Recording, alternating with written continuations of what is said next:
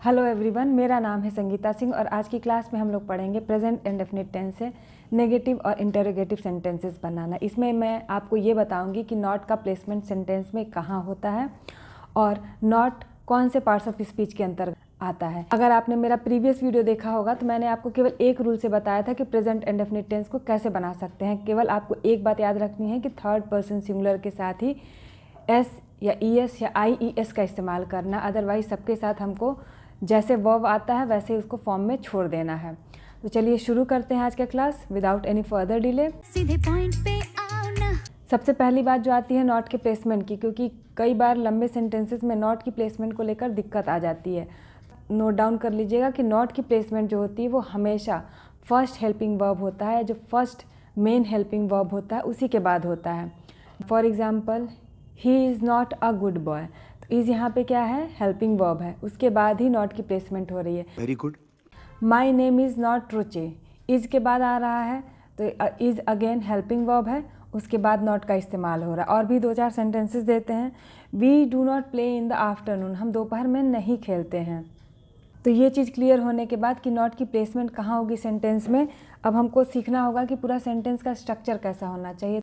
सबसे पहले हम लोग प्रेजेंट इंडेफिनिट टेंस से नेगेटिव सेंटेंसेस बनाने का फॉर्मूला देखते हैं। सबसे पहले इसमें आता है सब्जेक्ट, फिर डू या डज का इस्तेमाल करते हैं, फिर नॉट आएगा और उसके बाद रेस्ट ऑफ द सेंटेंस आ जाएगा। बहुत ही सिंपल फार्मूला है, सब्जेक्ट डू या डज, उसके बाद नॉट का इस्तेमाल करेंगे और then rest of the sentence. घड़ी घड़ी उलझाओ ना। सेंटेंस में सबसे पहले सब्जेक्ट आता है। सब्जेक्ट सेंटेंस का हीरो होता है क्योंकि वो मुख्य होता है सेंटेंस में और वो ही उसका सेंटेंस में जो भी कार्य हो रहा है सब्जेक्ट ही परफॉर्म करता है। दूसरा आता है डू या डज का इस्तेमाल। डू या डज का इस्तेमाल करने में आपको केवल एक ही रूल याद करना है, third person singular. Third person singular के साथ डज का इस्तेमाल होगा, उसके बाद नॉट आएगा। चूँकि डू या डज हेल्पिंग वर्ब्स हैं, उसके बाद मैंने आपको बताया था कि नॉट का इस्तेमाल होगा तो नॉट आएगा। उसके बाद rest of the sentence object आ सकते हैं। उसके बाद अगर सेंटेंस बहुत लंबा है तो उसके बाद की जितनी बातें होंगी वो रेस्ट ऑफ द सेंटेंस में आ जाएगा। थर्ड पर्सन सिंगुलर कौन कौन होते हैं, ही, शी, इट और एनी नेम। जो भी ये चार चीज़ों, चार ही एक्सेप्शंस हैं, इसमें आपको अगर याद कर लीजिएगा ही, शी, इट या कोई भी नाउन आ जाएगा तो हम उसको थर्ड पर्सन सिंगुलर कहते हैं। उसके साथ एस या ई एस या आई ई एस जोड़ देंगे वर्ब में। तो और कुछ सेंटेंसेस लेते हैं। My name is not Ruchi, is यहाँ पर हेल्पिंग वर्ब है, उसके बाद नॉट का इस्तेमाल हो रहा है। He does not know that doctor, यहाँ ही देखिए आ गया, ही जैसे ही आया तो डज़ का इस्तेमाल हो रहा है, he does not know that doctor. और दूसरे एग्जाम्पल लेते हैं। She does not know how to cook, उसे खाना बनाना नहीं आता है, she does not know. She के साथ अगेन ई एस का इस्तेमाल हो रहा है। अच्छा, ये इस्तेमाल करने का कारण भी अगर आप जानते चलेंगे, समझते चलेंगे तो आपको बहुत ही आसान हो जाएगी इंग्लिश। अच्छा, जैसे नाउन को अगर हमें प्लूरल करना हो सिंगुलर से तो हम उसमें एस या ई एस जोड़ देते हैं। बर्ड का बर्ड्स हो जाएगा, डॉग का डॉग्स हो जाएगा। तो जितने भी नाउन होते हैं उसमें एस या ई एस जोड़ के हम उसको प्लूरल बनाते हैं। लेकिन जब बात वर्ब की आती है तो वर्ब का जो फॉर्म हमारे सामने होता है, जैसे प्ले, राइट, गो, सी, जितने भी फॉर्म्स होते हैं वर्ब के, ये प्लूरल फॉर्म होते हैं। और जब इनको सिंगुलर करना होता है तो हम इसमें एस या ई एस जोड़ के इसको सिंगुलर करते हैं। जैसे fly, flies, talk, talks, look, looks.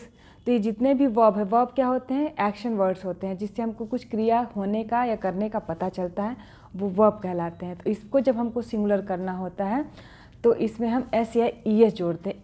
और जब हम बात करते हैं कि ही के साथ थर्ड पर्सन सिंगुलर के साथ एस या ई एस का इस्तेमाल करना है तो इसी रूल को फॉलो करते हैं। और जब हम बात करते हैं सब्जेक्ट वर्ब एग्रीमेंट की तो ये यही चीज़ है कि आपको थर्ड पर्सन सिंगुलर के साथ सिंगुलर वर्ब को यूज करना है। और रेस्ट जितने बच जाते हैं आपके पर्सन्स, उनके साथ डू का इस्तेमाल करना है, प्लूरल वर्ब का इस्तेमाल करना उनके साथ। हालांकि आई सिंगुलर में आता है, यू सिंगुलर में भी आता है, लेकिन फर्स्ट पर्सन सेकंड पर्सन है के साथ डू का ही इस्तेमाल करना है, डज का इस्तेमाल नहीं करना है, हालांकि वो सिंगुलर हैं। आपको इसीलिए मैंने कहा था कि केवल एक रूल याद करना है, थर्ड पर्सन सिंगुलर। अपने आप मतलब दिमाग में बिल्कुल इसे बसा लीजिए, क्योंकि आपको कई जगह पे आपको इससे बहुत सहायता मिलेगी। थर्ड पर्सन सिंगुलर के लिए हमेशा रूल अलग हो जाता है। नेक्स्ट हम लोग आते हैं इंटरोगेटिव सेंटेंस बनाना सीखेंगे और उसके बाद जानेंगे कि नॉट कौन सा पार्ट्स ऑफ स्पीच के अंतर्गत आता है। तो इंटरोगेटिव सेंटेंसेस दो प्रकार के बनते हैं, एक तो डू या डज से शुरू होने वाला और एक WH वर्ड से शुरू होने वाले। तो डू या डज से शुरू होते हैं, उनके आंसर्स बहुत शॉर्ट फॉर्म में दिए जाते हैं, लंबे नहीं होते हैं, लेकिन WH वाले वर्ड से शुरू होने वाले सेंटेंसेस बनते हैं तो उनका आंसर जो होता है वो लंबा होता है। चलिए कुछ एग्जाम्पल से समझते हैं। Do you go to school every day, तो इसका आंसर हो सकता है येस आई डू या नो आई डोंट। दूसरा एग्जाम्पल लेते हैं, does he sing very well, तो इसका एग्जाम्पल फिर अगेन हो सकता है येस ही डज या नो ही डजंट। अब WH वर्ड वाले लेते हैं जिनके आंसर्स हमें थोड़े लंबे में देने होते हैं, तो इनका स्ट्रक्चर कैसा होता है चलिए समझते हैं। जैसे what is your name, when do we play, whom does he know, who is my class teacher, who is your favorite actor। Interrogative sentences बनाते समय सबसे पहले आपके पास डू या डज आएगा, उसके बाद सब्जेक्ट आता है, उसके बाद हम वर्ब का प्रेजेंट फॉर्म यूज़ करते हैं, उसके बाद रेस्ट ऑफ द सेंटेंस आएगा। और जब वही WH वर्ड वाले सेंटेंसेस आएंगे तो वहाँ पे सबसे पहले WH से जो शुरू होने वाला वर्ड है वो आएगा, उसके बाद डू या डज का इस्तेमाल करते हैं सब्जेक्ट के अनुसार, उसके बाद सब्जेक्ट आता है और वर्ब का प्रेजेंट फॉर्म यूज़ करते हैं, उसके बाद ऑब्जेक्ट और रेस्ट ऑफ द सेंटेंस का स्ट्रक्चर होता है।